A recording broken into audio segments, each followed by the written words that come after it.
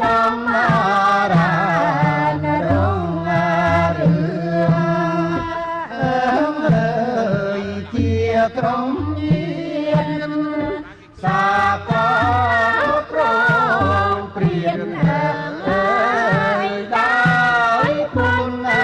លឺ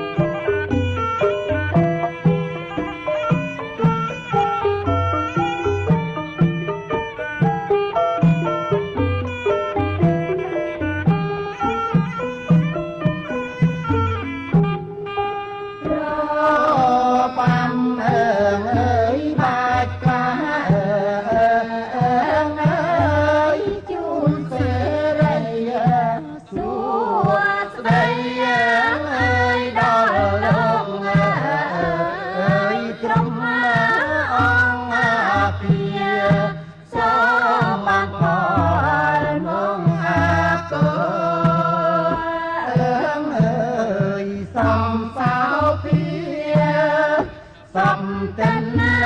ទីងាវាអើយអញណាគ្លៀតណា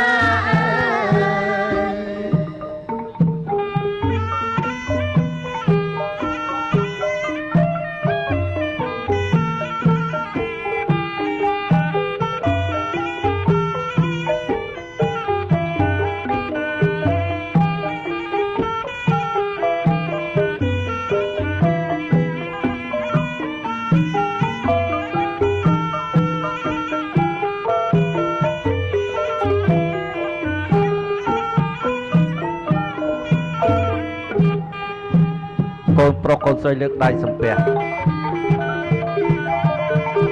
សេរីសួស្តីជ័យមង្គលធីតាទាំង5ដួងបាននាំបំផាដ៏មានសេរី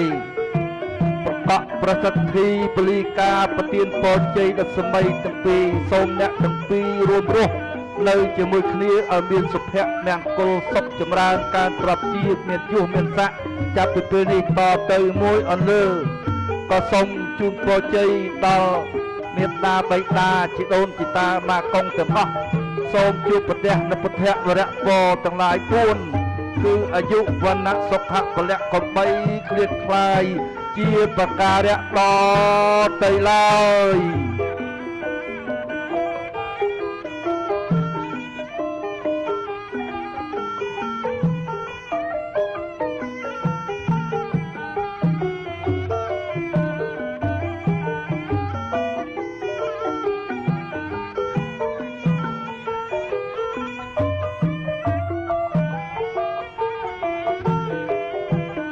សូមផ្ទះដៃសាទរ